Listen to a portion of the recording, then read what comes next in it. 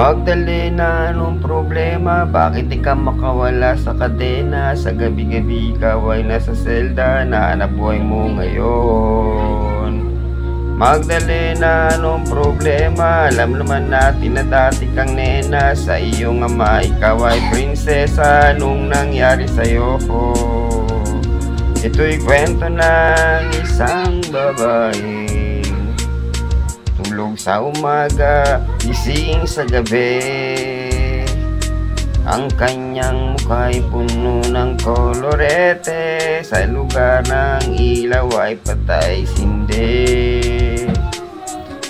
Simulan na rin ang istorya. Ako'y kanyang matalik na kaibigan. Ernesto ang aking pangalan. Kwentong dapat nyong malaman. Huwag nang magbulag-bulagan. Bakit ang nais natin ay malaman ang baho ng iba? Pagbibigyan kita. Kilala mo ba si Magda na aking kababata? Mula po ng pagkabata kami laging magkasama. Mga pagkapapay sa sapa, kanyang ngiti lumiliwanag ang paligid pag siya ay dumadaan.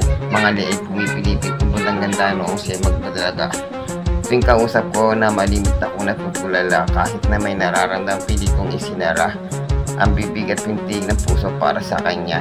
Asasayaw matapos gabi makapagtapos dahil pinawis ang mukha. Ako'y nagpunas ng pulbos kahit na parang hindi pantay.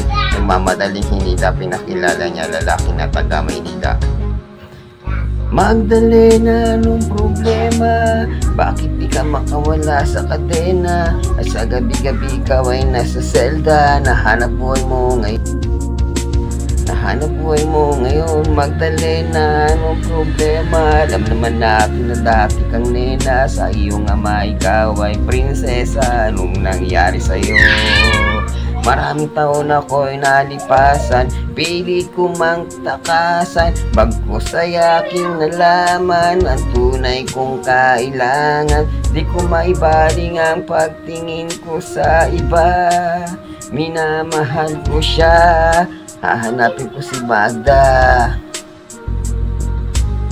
Lumuwas habang nagdarasal, maabutan sa lugar. Ang sabi na kanya pinagtatrabuhan. Nakita kong larawan niya na nakadikit sa puntuan. Iba man ang kulay ng buhok, di ko malilimutan ng kanyang mata at tamis ng kanyang ngiti.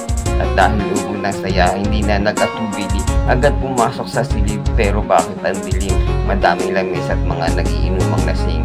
Nang biglang nagpalakpakan, may mabagal na kanta sa maliit ng tablado.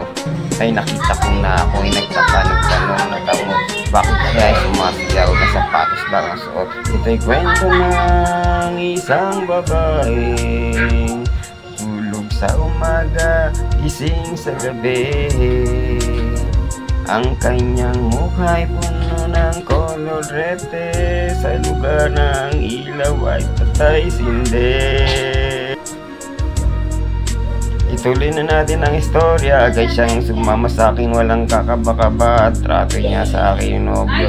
Tila katakababa ng taas at pinara sa isang tamesa. Parang ako bida sa mga sumusunod na eksena. Kung ito'y panaginip, ayoko nang magising. Ngunit ako'y nananaginip, umaga na nang magising. Ang naabutan lamang kami sobe sa lapag. Liha para sa akin, sinulat niya magdamag kahit gulong.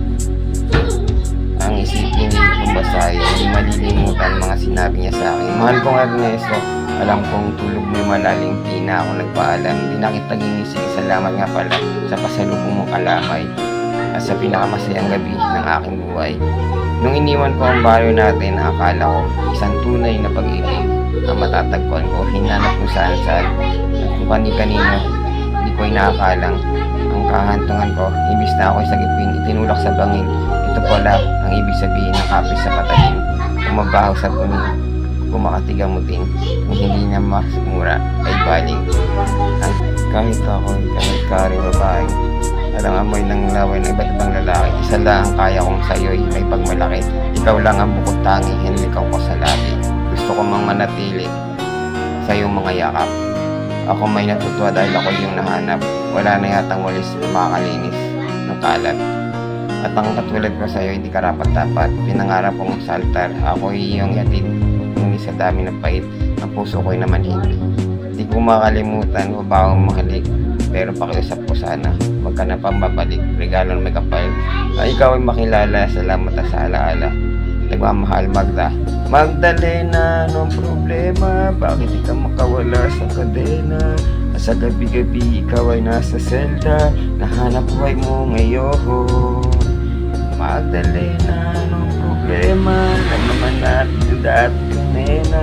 Nasa iyo naman, ikaw ay prinsesa. Anong nangyari sa'yo? Ito'y kwento ng isang babae.